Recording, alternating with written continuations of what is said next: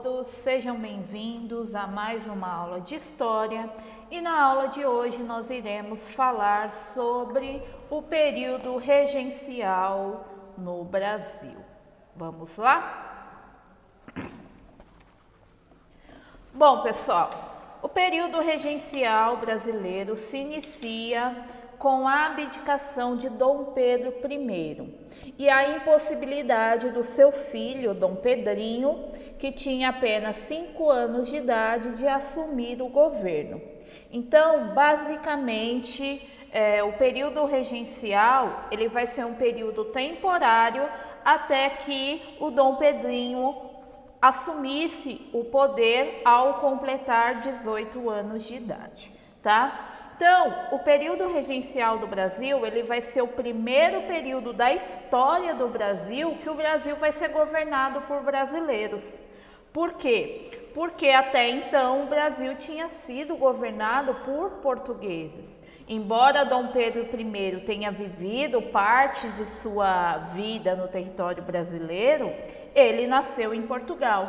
Então, é o período que, pela primeira vez, o Brasil vai ser governado por brasileiros e, coincidência ou não, vai ser um dos períodos de maior instabilidade do governo brasileiro. Bom, gente, lembrando um pouquinho de como que era a situação política no Brasil a partir do que definia a Constituição brasileira, tá? Então, o que acontecia? Diante da Constituição de 1824, não havia no Brasil a participação popular. Por quê? Porque o voto ele era censitário, ou seja, somente pessoas que comprovassem uma determinada renda anual poderiam votar, poderiam participar da política. E a mesma coisa acontecia para assumir cargos políticos. Então, conforme era um cargo de maior importância, a sua renda tinha que ser também maior, tá? E mesmo aqueles que tinham a quantidade financeira necessária para poder votar, o voto muitas vezes se dava através da pressão e da ameaça no chamado voto de cabresto. Então, as elites acabavam pressionando aquelas classes médias a votar no candidato que era de seu interesse. E por conta disso, a gente tem o voto de cabresto. Por quê? Porque a pessoa realmente não votava em quem ela queria, ela era pressionada a votar em determinado candidato. Se isso não funcionasse, a gente tinha também as fraudes que ocorriam durante as eleições. Então, a política no Brasil, ela sempre foi organizada para privilegiar as elites aristocráticas brasileiras. Bom, gente, e aí dentro deste contexto do período regencial, a gente tem a formação dos partidos, tá? Os partidos eram pessoas que tinham interesses, ideias em comuns com relação a como deveria se dar a política no Brasil. E aí o primeiro partido são os liberais moderados. Eles eram defensores da aristocracia de origem rural. Uma coisa importante que eu preciso destacar aqui é que, embora a gente tenha a formação de diversos partidos, todos os partidos pertenciam à elite, tá? As camadas mais pobres da população não tinham acesso às decisões políticas do país. E aí o que acontecia? Eram partidários e defensores da aristocracia de origem rural. Os liberais moderados, eles entendiam que deveria haver uma centralização política, mas o fortalecimento do poder legislativo. Então, eles acreditavam que o poder deveria ser um poder central e esse poder central passaria as ordens e as determinações para as outras províncias. E eles eram chamados de chimangos, tá? Uma curiosidade é que eles não aceitavam participação popular nem reformas sociais, tá? Então eles queriam manter a hierarquia social da forma como era estabelecida já no Brasil. Eles não queriam grandes mudanças no território. Os principais líderes e representantes dos liberais moderados foi o padre Diogo Antônio Feijó. Nós temos também os liberais exaltados, tá? Que seriam aquele partido mais radical considerando ali aquela época e seus posicionamentos dentro da elite, tá bom, gente? Eles apoiavam as transformações sociais, mas transformações pequenas, tá? Não eram transformações que iria mudar a sociedade do Brasil, não, tá? E eles aceitavam uma pequena participação popular, mas ainda não se estende a toda a população. Basicamente, eles eram pequenos proprietários rurais, também conhecidos como farroupilhas, tá? E a bandeira principal desse partido era a República Federativa e Constitucional. Então, o que acontecia? Enquanto os liberais moderados queriam o governo centralizado, os exaltados eles defendiam a formação de uma república federativa, no qual os estados tivessem mais liberdade de tomar decisões, como seria no caso os Estados Unidos da América, que os estados têm possibilidade de ter leis diferentes, tá? Eles também defendiam o sufrágio universal, o direito ao voto e o fim do poder moderador e da sucessão vitalícia. E por fim, nesse início de período regencial, a gente tem também os restauradores, tá? Os restauradores, eles não vão ter grande força política no Brasil, principalmente porque depois de alguns anos Dom Pedro I morre, então o grupo de restauradores acaba perdendo o sentido.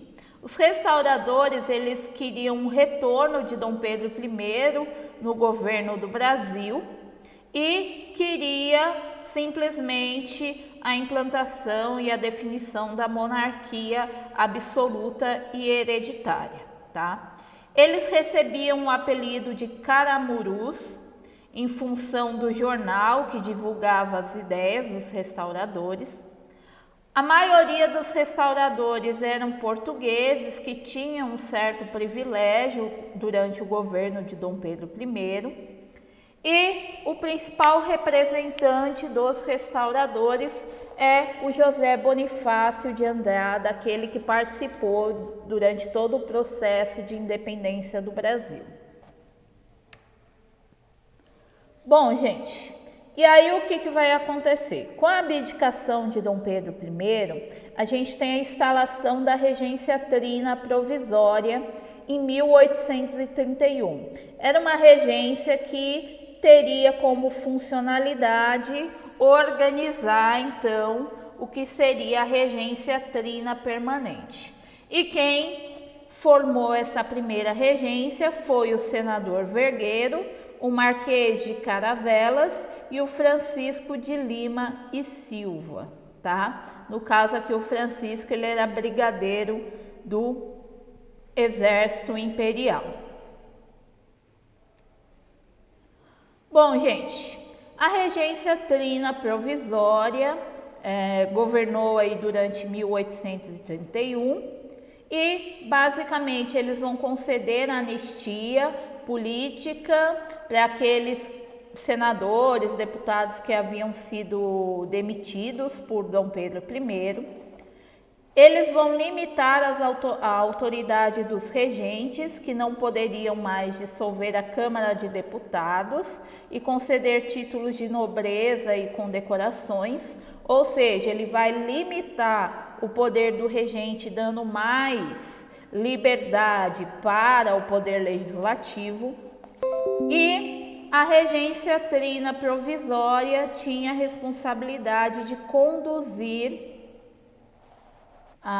o governo brasileiro até a formação da Assembleia Geral, que iria determinar a regência permanente. Bom, no mesmo ano ocorre a Assembleia Geral e a gente tem a regência trina permanente. Essa regência permanente não vai ser permanente, gente. Ela vai ocorrer de 1831 até 1835. E aí os regentes vão ser o Francisco de Lima e Silva, que se mantém no poder, o Marquês de Monte Alegre e o João Braulio Muniz. Bom, gente, durante a regência trina permanente, o padre Diogo Antônio Feijó, ele vai assumir com carta branca, tá, a pasta da Justiça, e ele que vai ser o responsável pela criação da Guarda Nacional. Ele também vai decretar a proibição da entrada de escravos negros no Brasil por conta da pressão que a Inglaterra estava exercendo sobre o território brasileiro. Porém, é aquele tipo de lei que é criado para inglês ver, literalmente para inglês ver, gente. Por quê? Porque foi criado a lei, porém não havia nenhuma punição para quem descumprisse ela. Então, o resultado é que continuou vindo pessoas escravizadas da África para o Brasil. Bom, gente, com relação à Guarda Nacional, ela tinha o propósito de enfraquecer o Exército Brasileiro, que estava envolvido aí em grande parte dos processos revolucionários. Ela foi formada por oficiais sob a liderança do Major Luiz Alves de Lima e Silva, que mais tarde ficou conhecido como Duque de Caxias. E a guarda também servia como uma proteção à regência trina, tá? Ela também era uma forma de repressão aos movimentos de luta contrária ao regime político e um instrumento para manter a escravidão no Brasil. Então era uma forma de manter aí a elite no poder, de proteção para a elite. Bom, gente, durante a regência trina permanente, ocorreu um grande período de agitação e o padre Feijó, ele tomou algumas medidas para manter a ordem no território brasileiro. Uma dessas medidas foi a tentativa dele cassar a tutoria de José Bonifácio, porque o José Bonifácio era o responsável pelo Dom Pedrinho, tá? E o José Bonifácio, por conta do seu envolvimento no Partido Restaurador, ele estava gerando muitos conflitos para a regência trina. E aí o Feijó mandou então cassar a tutoria de José Bonifácio. Os senadores eles vão negar a aprovação dessas medidas e o padre Antônio Feijó, então, ele vai renunciar o seu cargo. Porém, mesmo renunciando o cargo, ele vai continuar envolvido com as questões políticas no Brasil, defendendo as suas ideias no Rio de Janeiro e, por fim, ele vai acabar sendo cassado e exilado para a ilha de Paquetá por conta do decreto dos regentes. Calma, porque o Feijó vai voltar. Bom, gente, outra coisa que vai ocorrer durante a regência trina permanente é justamente a instabilidade política e social que vai ocorrer durante o período regencial. Vão ter diversas revoltas que vão ocorrer nesse período e para tentar solucionar esses problemas, foi criado o chamado Ato Adicional de 1834, para fazer aí alterações necessárias que defendessem os interesses da elite, ou seja, da aristocracia. E dessa forma, eles queriam então estabelecer um governo centralizado numa tentativa de controlar as revoltas que estavam ocorrendo, tá? E aí foi criada a chamada regência una, de um único governante.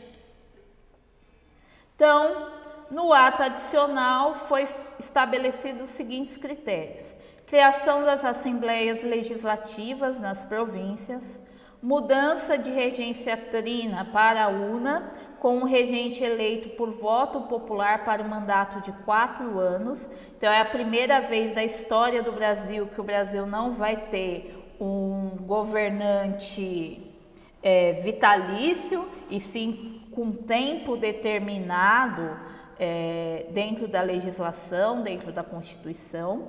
A gente vai ter também a extinção do Conselho de Estado e a criação do município neutro, que seria o Rio de Janeiro, que se tornaria então a capital do Império, e a manutenção da vitalicidade do Senado. Engraçado que o regente era de 4 em 4 anos, no caso dos senadores, que eram a maioria da elite agrária, era cargo vitalício. Bom, gente, essas decisões do ato adicional acabaram sendo bem recebidas por diversos segmentos da sociedade, principalmente da elite agrária, tá, gente? Quando eu falo diversos segmentos da sociedade, eu não incluo as camadas mais pobres da população, tá? E aí, a eleição para o regente no Brasil foi uma coisa nova no território brasileiro. Primeiro, porque nunca havia sido escolhido um governante pelo voto direto, lembrando que o voto era censitário, e com um mandato delimitado. E aí, nessas eleições, adivinha quem ganhou? O padre Diogo Feijó. Ele foi eleito em 1835 o regente uno do Brasil.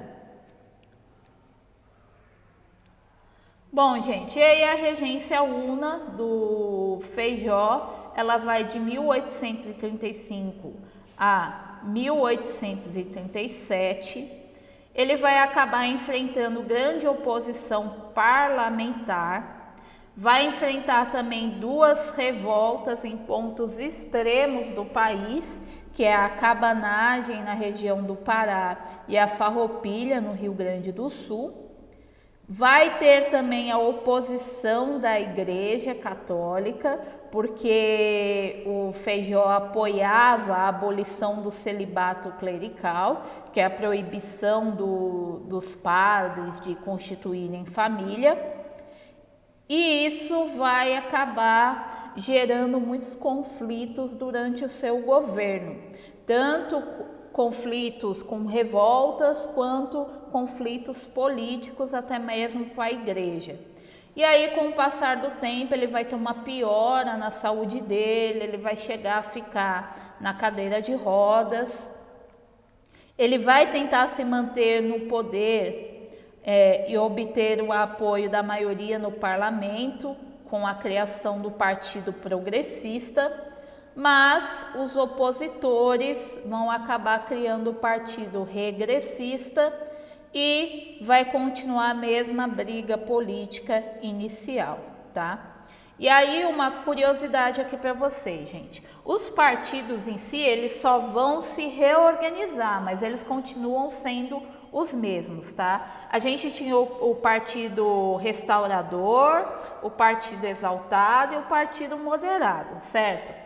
O que vai acontecer? Com a morte de Dom Pedro I, o Partido Restaurador vai se desfazer. Então, ele vai deixar de existir.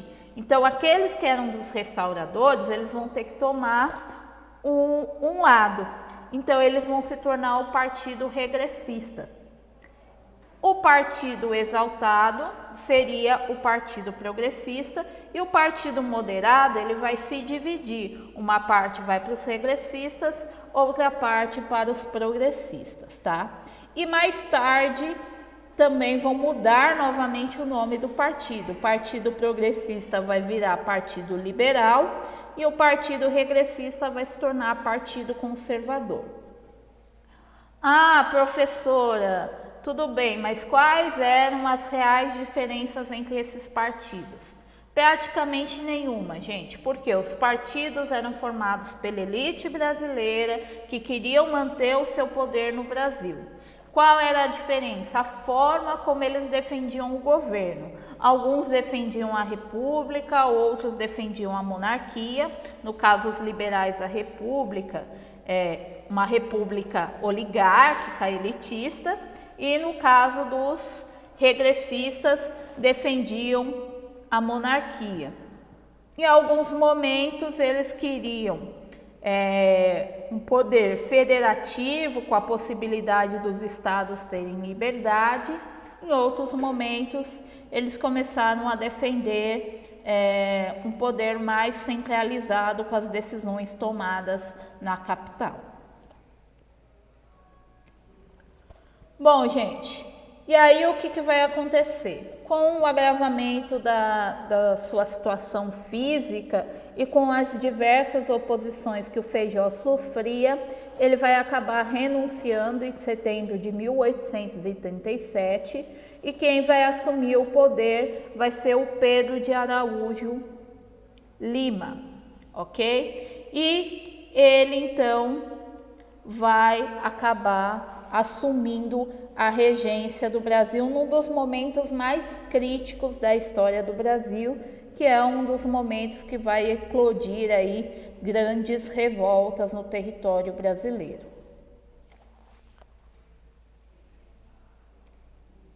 Bom, gente, por hoje é só. Espero que vocês tenham gostado da aula. Se cuidem e até a próxima.